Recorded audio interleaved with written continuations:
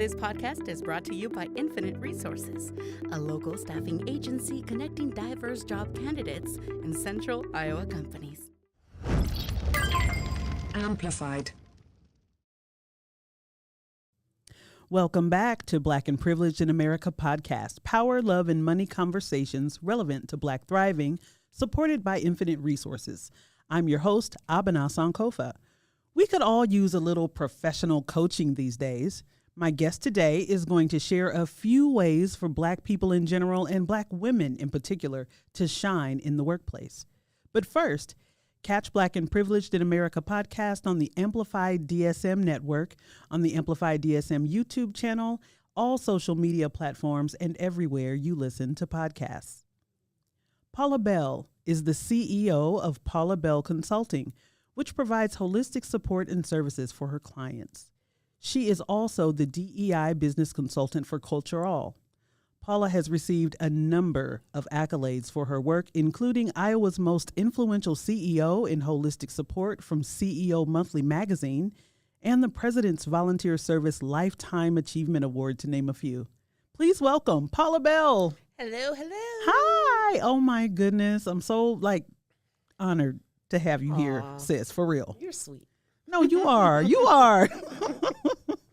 So, today, I kind of asked you to share a couple of ways that Black folks can shine in the workplace. But before we even get to that, I want to talk about you because you have such an amazing life and journey that I want people to get to know you. Is that cool? Can we do that? Okay, great. So, what is it that propelled you to get into the work of transforming the lives of masses? Because you do that, but there's got to be an entry point. So what was your entry point?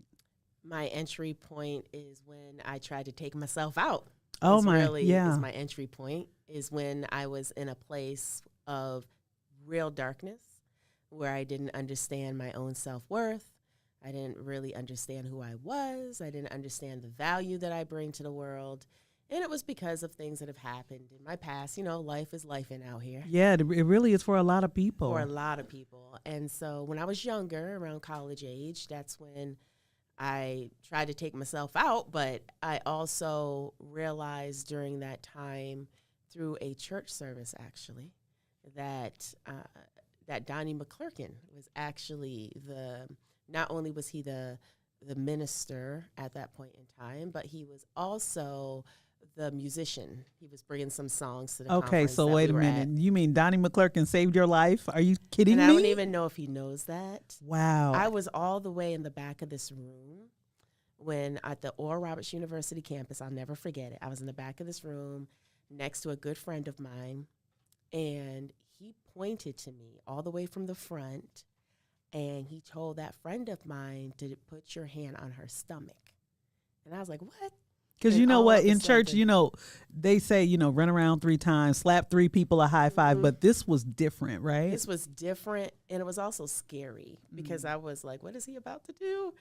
And when she did, all I remember to this day is I literally just bent over and I heard him saying, God is breaking up everything now. He's breaking it up. He's breaking it up. The next thing I knew, I was up in the front in the altar. I don't even know how I got there, but I got there somehow.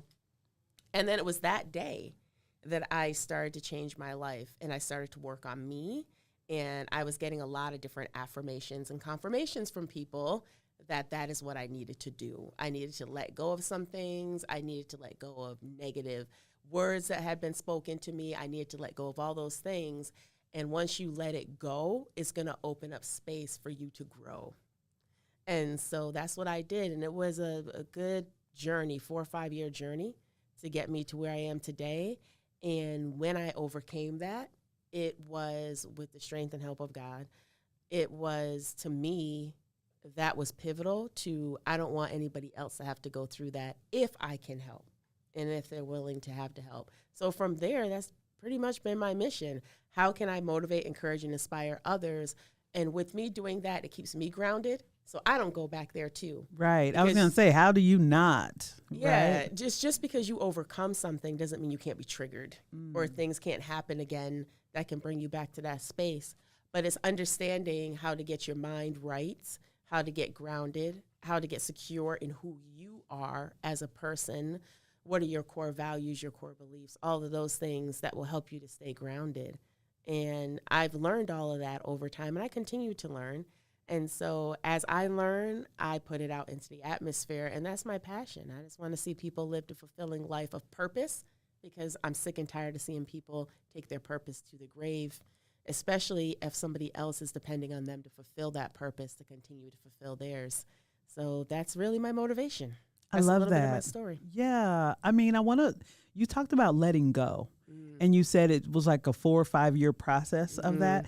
What do you mean when you say let go, and what did you have to do? Like, what's the process of letting go?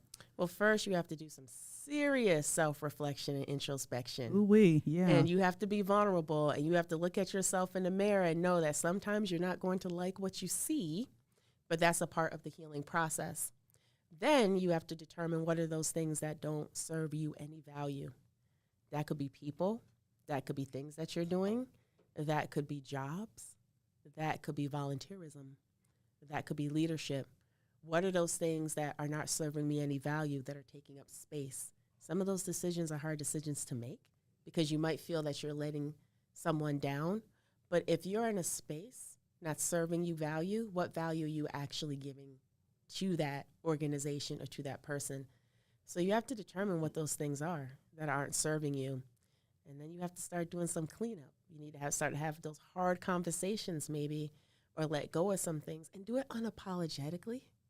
Don't let somebody guilt you into staying or guilt you into a relationship, because there's chapters of your life you need to close.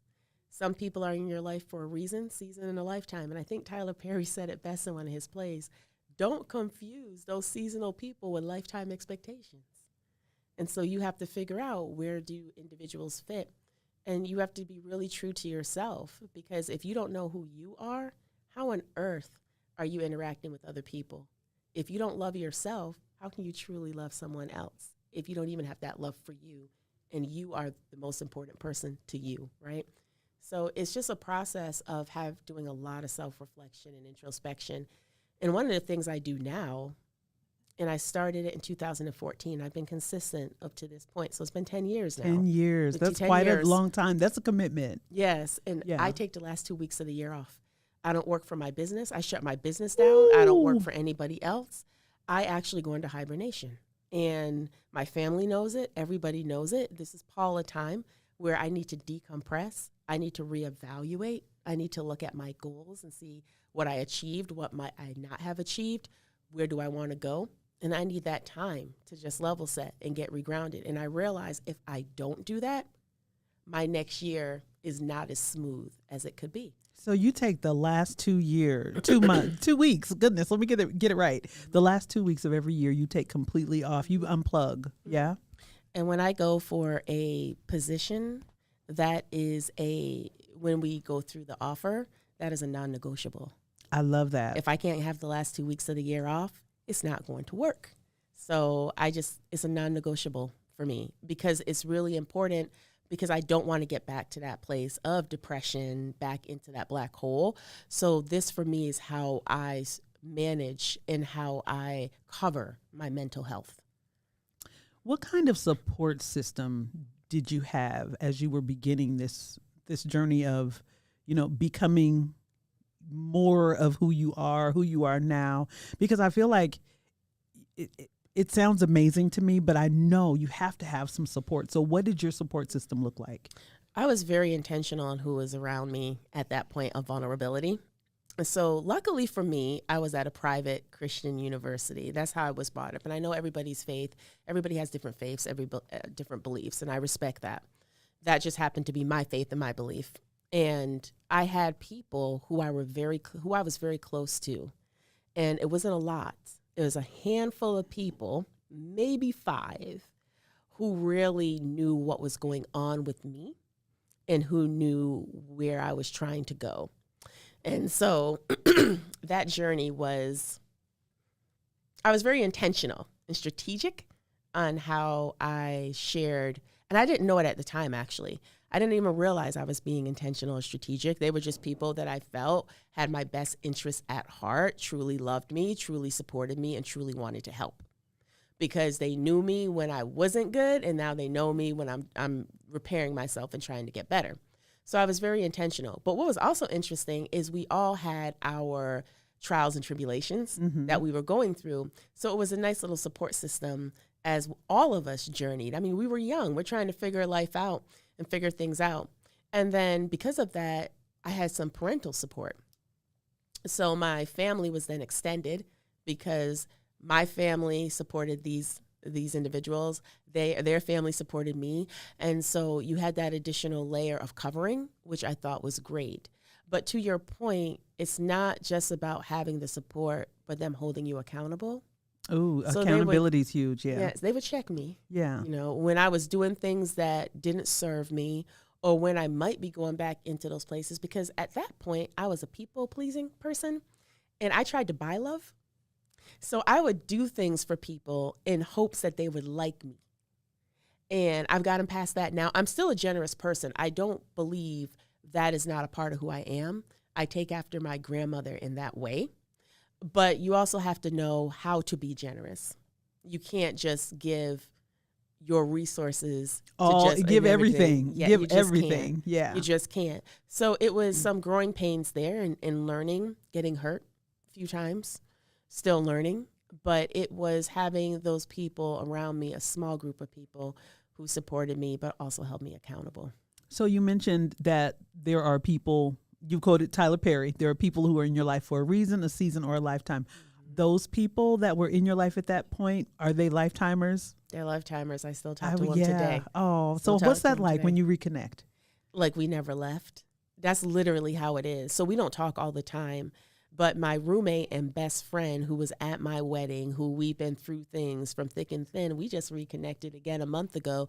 And you would have thought we've been talking for weeks. I mean, it was just amazing to just reconnect and have those conversations, hear what she's going through, hear what I'm going through, reminisce a little bit on things that had happened in the past and people. And so that's the beautiful thing about it, is that when we do reconnect, whether it's on social media or a phone call or a text message, it's like we never stopped talking. So that's how you know that they are supposed to be there. They come in right at the right time. So it's interesting how you might be going through something and all of a sudden they just pop up. Yeah. And you hadn't heard from them in like maybe 2 years. Maybe a phone call, a text, something like that. Yeah. Yes. Mm-hmm. This is amazing. I love it. What is purpose? How do you define purpose? Because I'm doing my research on Paula Bell, and I mean, I learned so much about you. I thought I knew you. I hear that all the time. I'm like, this woman is unstoppable. Like, you're the Energizer Bunny. I know. I hear that all the time. I have people ask me, how do you do it all? That's a whole nother conversation. Yeah. But purpose. Yeah. So what is purpose? Because everything that I've read about your work, about you, the common theme seems to be purpose. So what is your definition of it? So purpose is not passion. I want to be really clear about that. I do believe people confuse purpose and passion. And how I explain it is passion is a child of purpose. You can have many passions, but that doesn't mean it's your purpose. I am passionate about cooking and baking. I can throw down in that kitchen, but my purpose is not to own a restaurant. Mm-hmm. That would take away from the joy I get from cooking and baking. It's a de-stressor. And for me to own a restaurant, it's going to stress me out. So I know that, right? That's not my purpose. But the reason why I truly believe cooking and baking is something I'm passionate about and I love doing, because it's a way for me to connect with people. It's a way for me to have people at my table where we're breaking bread together, where we can have conversation. My purpose is to motivate, encourage, and inspire. And I truly believe the things that I've went through up to this point has allowed me to appreciate life and appreciate how important it is to have people behind you that will motivate, encourage, and inspire you. Your purpose is that thing that chases you, that when you try and run from it, you can't, because it is that thing that just keeps pulling you back. It's that thing that has a fire, that lights a fire in you, that energizes you. It's that thing that you would do for free and not get paid for. There you go. I know. Yeah, it's the thing that you would do for free and not get paid for. That's how you know you've gotten to that point where I'm pretty close to what that purpose is, because it's just something that just energizes you, lights the fire under you. And it's just that thing that you just enjoy doing. It gives you life. You get up and you're excited to do it. It's that thing. And some people have gotten into this routine of just working and making money so that they can pay their bills. They're working to just support. And it's almost like they're living to just work. I want to switch that mindset to where you work so you can live. Oh, that's profound. What a nugget. Yes. Work to live, not live to work. I want you to work to live. I want that work to be a supplement of the things that you want to do to live that fulfilling life. And it's a whole process I go through with clients, from childhood all the way to where you are today, because what you will probably find is those things that excited you, that interested you as a child, some of that's still there. Yeah. And there's a reason that's still there, because that's tapping into your purpose. But because of work, other distractions, you've lost some of that. I remember just last week, I was doing a speaking engagement with the wonderful African American Leadership Academy. Yeah, they're a great group, and such a great group. Organization, the Directors Council. Awesome organization. And this is the second year I got to be a speaker for the cohort, and it was all about brand, your personal brand. Mm-hmm. And what I found so interesting, and it happens every time I have this topic, there are two questions I ask that stump people all the time. Who are you, and what are your strengths? Now, I don't mean what are your strengths just for what do you use to do work. So what happens is people have a hard time separating their strengths at work versus what their personal strengths are. Yeah. And so there was a young man who was in there, and he raised his hand. He said, I'm having a hard time defining these strengths. And before we got to that point, one of the things I asked is, what is one word, the one word that you always want associated to you when people hear your name or see you? You're going to have many adjectives, but what's that one adjective, that most important adjective? And he had an adjective that was around always putting other people's happiness before his own. Okay. Wow. And it's because he just loves to help people be happy. And so what I found interesting in that is I was like, okay, so let's break that down. In order for you to understand what a person's happiness is, you need to have a strength in building relationships, a strength in connecting, a strength in active listening, a strength in empathy. You broke it on down for him, didn't you? I did. And he was like, well, dang, you just told me everything in like 30 seconds. I mean, you can read, girl. I can't. And I was like, well, that's why I do what I do. Yeah. I'm going to pull that out of you because you need to understand your personal brand. And for those who are business owners, your personal brand should be driving your company brand.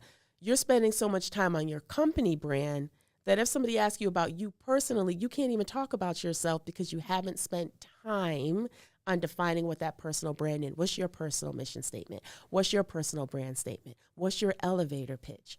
You need to be able to define that because you drive your brand, and your company brand should align with your personal brand. For sure. And as I'm quite sure, as you've seen on social media, you have people who have company pages, but then when you see their personal page, you be like, Lord have mercy. This is how you act outside, which can damage your business. It can, and I've seen the meme that's, I would say a lot of people would agree with this for them, that the meme says, like, are you sophisticated? Are you hood? Are you ghetto? Are you complicated? And then at the bottom it says, I'm mixed. Like, I'm everything. So, yeah, I can see how, it could hurt us or harm us if those two don't align. Exactly right. And so it's just spending some more time on you. And a lot of people also feel that I shouldn't brag about myself. If I talk about myself, I'm bragging. Let me tell you something. You better talk about yourself. Come on. You better, because if you don't, somebody else is going to write that narrative. Yeah. I don't want somebody else writing my narrative. I want to write my own narrative. Now, if that might come off to you as arrogant or conceited, that's a you problem. That's not a me problem, because my intent and my motivation behind it is to market myself so that you have an understanding of who I am, what are my core values, what makes me unique, what are my strengths. And in order for me to do that, I have to talk about myself. Yeah. There's a difference between being arrogant and conceited and being confident. And there's nothing wrong with being confident enough that when you are in certain rooms, you can confidently talk about who you are in a way that's still humbling, but it's authentic and it's bold. And you can do that and not have to apologize for that. And if someone comes to you and says, you're being arrogant or conceited, again, I have to ask, what is your motivation behind even saying that to me when this is no different than you looking at my resume and reading what's on a piece of paper? I'm just saying it. I'm just articulating it. I'm just communicating it. But yet and still, because I am, you want to label me. Again, that's your insecurity, not mine. Do you find that label comes, it's even more prolific when it comes to Black women? Are Black women labeled more than other groups would be labeled because of that confidence that they may exude? Oh, Abena. Come on now. I'm seriously. You know the answer to this. I do. One. The answer is yes. The answer is yes. I've been in many different corporate organizations, and I've gotten it all. I have walked into the room and not said a word, and I'm intimidating. Right. But no, they're intimidated. They are in. I put the onus back on them. Exactly. Okay. Exactly. I haven't even said anything yet to intimidate you. Right. I haven't threatened you. I haven't said anything. Just my mere presence scares you. Again, well, I will say this, issue. though. There is something about you that is, as I said before we went on the air, you are regal. Oh. And if a person is insecure and not sure of themselves or whatever, they could be intimidated by that. Mm-hmm. But that's not your fault. That's them. That's their issue. 100%. And I had to get over that, actually, because I would actually dim myself so that I would fit. No, I don't fit anymore. I'm just going to be Paula. I don't feel I should be switching who I am to make you comfortable. Right. As long as I'm not doing anything disrespectful, as long as I'm not doing anything threatening, if we are just having a conversation and I come off intimidating or threatening to you, and I'm talking just as calm here as anything, again, I'm not going to take that from me. That's not a me issue. That's just figure out what's going on there. Why are you intimidated by me? Especially if I haven't said anything intimidating.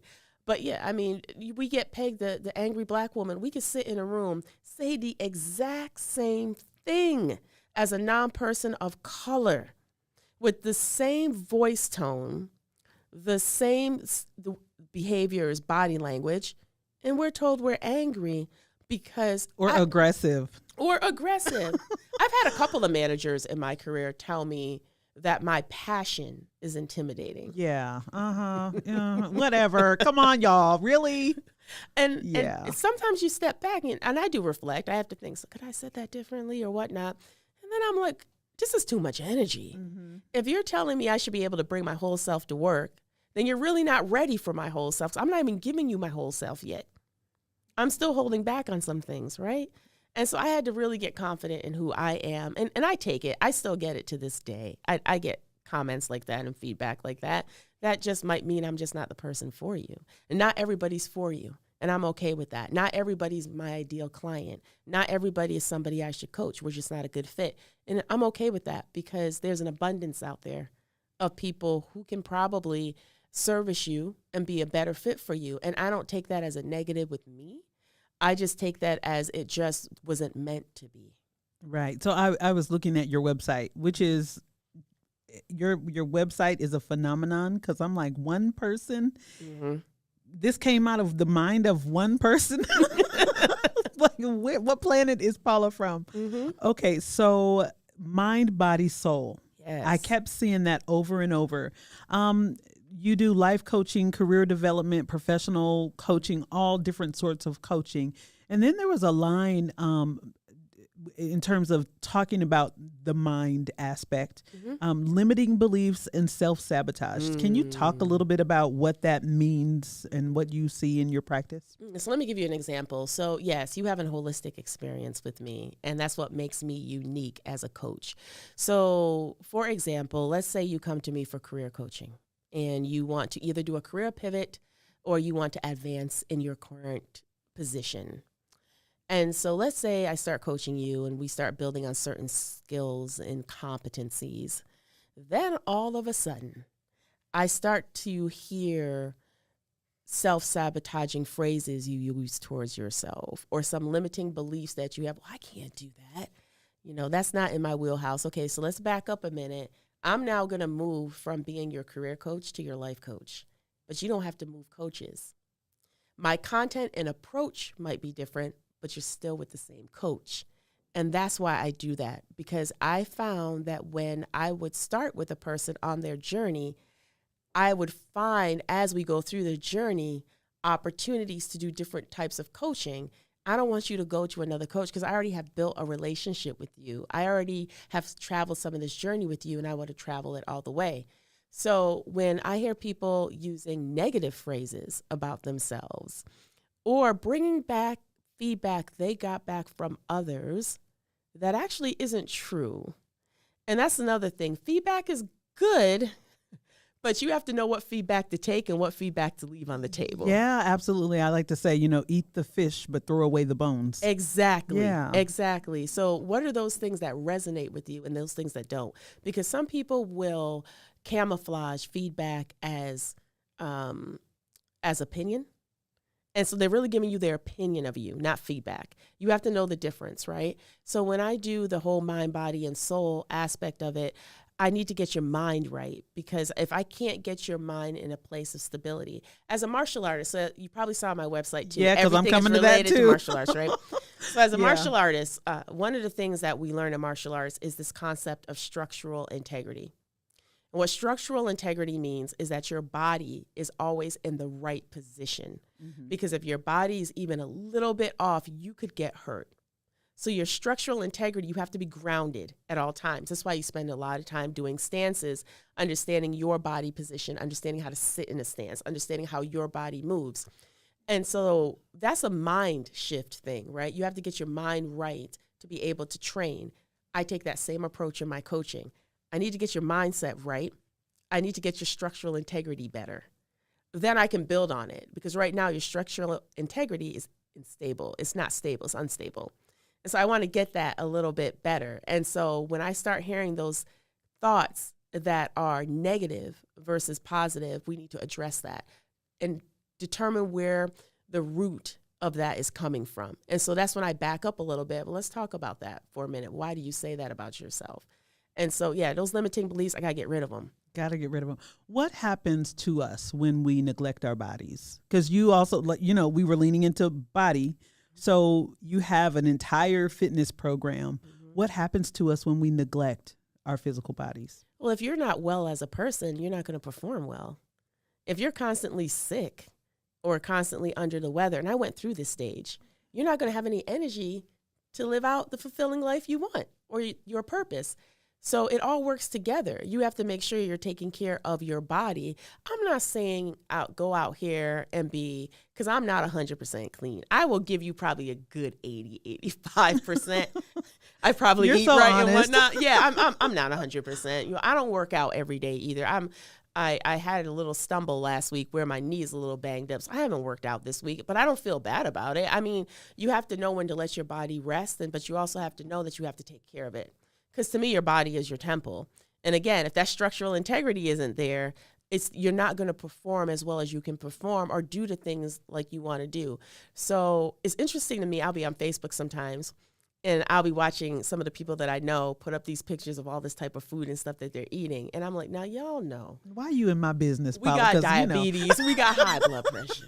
Y'all up in here eating tons of fried food, salt pork, greasy food, pork, and all of that. Peas. And then got the audacity to critique the food. I'm like, come on now. Now, you shouldn't even be eating that at this point, right?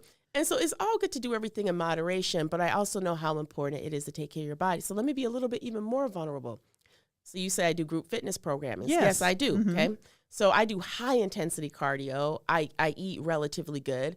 In 2014 or 16, I won a health challenge. Oh, when I did a health congratulations. challenge. Yeah, I won it out of like 40 something women. I won Wow. it virtually. I'm on high blood pressure medicine. Really? Mm-hmm.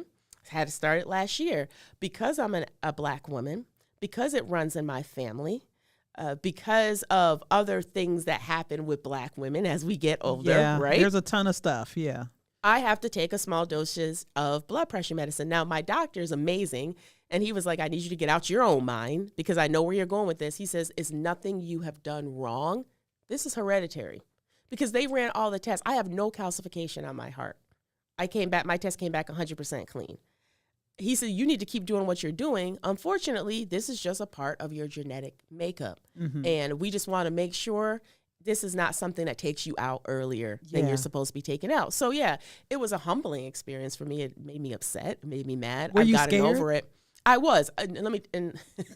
So when I had to do the CAT scan for the heart, my blood pressure, because I was stressed out, was 178 over 110. Oh my God. You're laughing. That's I am so laughing serious. now because my blood pressure is usually 119 over 70 or something like that, right? So I was, my doctor was like, okay, some of this is you and your anxiety. So he was really there to help me. And I laugh about it now because as I think about it, I didn't need to be that stressed out over it. I just needed to go with the process, trust the process and go with it and know that this is just something that's made up in my genetics. But I'm very serious about it. And that's what I promote for other people. I got to practice what I preach. So if I'm telling you it's mind, body, and soul, you have to see me doing mind, body, and soul. So I'm not one of those people who are going to tell you what to do and do the exact opposite. Right. I think you're a great example of, practicing what you preach. You do that. Mm-hmm. And speaking of soul, you say that this is where the creative work happens at the soul level, mm-hmm. that purpose work that you talk about. Mm-hmm. You said and I'm intrigued by this alignment, business analysis, project management, mm-hmm. leaders, mm-hmm. categorized as soul. Can you help me make sense of that? So to me, you get your mind right first. You make sure your structural integrity is good with your body. So those work in tandem. And then you can do your soul work, the things that's in your core, those things that make you happy. So whether it is you want to be a leader, how can I be a more effective leader? Business analysis and project management is my background, 20 plus years of that, right? So I'm very well versed in that domain. I'm a thought leader in that domain. How can I help you elevate yourself in that domain? Do your soul work. You're in this. This is part of what you want to do. How can I elevate that? So there are different aspects of soul that I am an expert in and a thought leader in, and that's what I focus on, and that's why I call those out, because I don't think sometimes people make work their identity, and work really shouldn't be your identity. I agree with you. Your purpose mm-hmm. is your identity. Yes. Who you are is your identity. The work to me is just a complement to that, a supplement to that. And so, but what I want you to be doing is your soul work. The work that aligns with the purpose. So we spent all this time getting your mind right, figuring all of that out. We spent time, hopefully, on the wellness side aspect of it, whether it's positive affirmation. So the wellness is not just working out in me. Your wellness is mental wellness, emotional wellness, spiritual. It's all of that, right? So we've got the wellness. So now let's have you executing in the soul part of it and having all of that aligned. You are actually strategically doing things that align to your purpose to live the fulfilling life that you want to live. And so I've had people who have determined what that is when they work with me. And so then they know what their soul work is, and they start to morph and elevate. And it's a beautiful thing to watch when they start to work in that. But there are certain domains in the soul part that I do have expertise in and I'm certified in that I can really help elevate clients to. If you don't know Paula Bell, you need to get to know Paula Bell. She is a whirlwind, a phenomenon, a world changer. She's a change maker, and you must get to know her. So let's get to our 5 tips or 3 tips or however many tips you have for Black people in general and Black women in particular to shine professionally at whatever their purpose or work is. What do you have for us, Paula? I do. So you see, I need to write them down so I didn't forget them now. For sure, so that's how I got to do. So the first thing I will tell you is know your personal brand. Specifically in that brand, really be clear on your unique value proposition. What makes you uniquely you? What are your strengths? And what's your worth? If you can't define that about yourself and you can't write that narrative about yourself, there's more work that needs to be done internally. You should be able to be grounded in who you are and write your own narrative. That's good. Okay, so that's the first thing I would tell you. Always stay educated in your field. Never stop learning. So for me in 2020, I spent about $7,000 on education. While the world was shut down, I took that as my opportunity to grow. Yeah, I think that's good. Me too. I did the same thing. Yeah. And that's because everything's silent and it was quiet. No and distractions. It was nice. No distractions. And so that's when I spent a lot of time educating myself on a lot of different aspects that would not only help my company, but also help the clients I serve in my company. So never stop learning. And when you think you know everything, keep going. Because I'm quite sure there's more to learn. Absolutely. It's evolving. The world's evolving. The world's changing. Know your personable marketability. So know how to market yourself. Know how to get out there in those uncomfortable situations and market yourself. And if you don't have a seat at the table, make you one. It means now make your own doggone table, right? Yeah, you can do that too. Yes. You can either make you a seat or make your own table. Do whatever you need to do, but know who you are and be confident and bold and unapologetic on communicating that, because there's no problem with it. You're not being conceited. You're not being arrogant. It's just you're just marketing yourself, right? Yeah. So I really need people to understand that. Market yourself, no matter how somebody else might take it. Market yourself, because you don't know who might be listening. Exactly. You are freeing us up here, Paula. I'm just trying to say, network strategically. Not everybody's meant for you. So no, and make sure your network is diverse. Make sure you don't have people around you that always agree with you. Have people around you that don't agree with you, who will challenge you, who will push back on you. You definitely need that. And then finally, stay authentically you.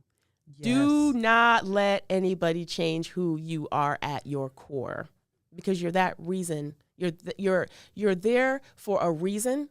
You're authentic in that area for a reason. You are the person you are for a reason.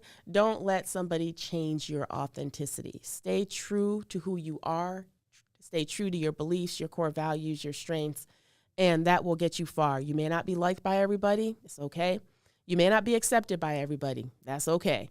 But as long as you stay authentic and you can look at yourself in the mirror every day and you know you've done all you can and you're living your true self, there's nothing to apologize for that. Oh, my God. Okay. This is just golden. This is golden. So I want to recap. Okay. Number one, you said personal branding. Know your personal brand. Know your personal brand. Number two, never stop learning. And then number three, know your personal marketability. Yes, ma'am. Number four, network strategically. That's right. And I love the part about keeping your network diverse. That's so important. And then finally, stay authentically you. Exactly. I mean, if you have not freed us up, I don't know who possibly can. Well, you left off, you picked up where Martin Luther King left off. I mean, come on. Oh, I love it. I love it. So as is my tradition here at Black and Privileged in America podcast, I always ask my guests to share with the listening audience a book that you are reading or have read that either has challenged you, moved you, changed you. What do you got? So this is going to be different, I'm quite sure, than anything anybody has probably given you. Ooh, okay. It's not necessarily a book that you read cover to cover. It's a book you pull from every day. Okay. And it's called The 10,000 Positive Affirmations by R.M. Winters. And let me tell you why I recommend this book based on what we're talking about today. Because sometimes it will be lonely. And the people who you thought had your back will not. And the people who you are vulnerable with may leave you or may even talk about you. And sometimes all you have is you. And you need to have something that can help to build you up. So in those days where I feel I am not shining, I'm not gelling, I'm having those hard moments, I go to this book and I pull out about 25 positive affirmations that I speak into existence to manifest the environment that I know I need to thrive. And regardless of if I have someone who's there for me or someone who's not, I can do it on my own. So this has become a staple for me on staying positive, because as a coach, people pull off of me. I hear a lot of negative. I hear a lot of pain. I hear a lot of hurt. I need to re-energize myself and fill my cup back up. And this book has been a game changer for me as a go-to to be able to help me in those times. And just every day to just start my day off with something positive. I am definitely going to add that to my list of books to get. I have like a to be read stack of maybe 50 books, but that one is definitely going to be on the top of the stack. So it's 10,000 Positive Affirmations by R.M. Winters. That is correct. Wonderful. Paula, thank you so much for being here. Thank you for having me. This was great. I had so much fun. I mean, you just changed me. I know I've got work to do, but what you've done is you're a reflection of everything you're talking about. So now I have an example, an aspiration. Like we should all be like Paula Bell. So thank you again, Paula. To my listeners, I mean, gosh, we've learned so much today from Paula Bell. Her purpose is to motivate, encourage, and inspire. And I think in this hour, she has exactly lived out her purpose. Subscribe, like, and share. Find Black and Privileged in America podcast on www.amplifydsm.com and my website, www.abenasankofa.com. Stay engaged. Stay curious. Keep striving. Thanks for listening. Until next time.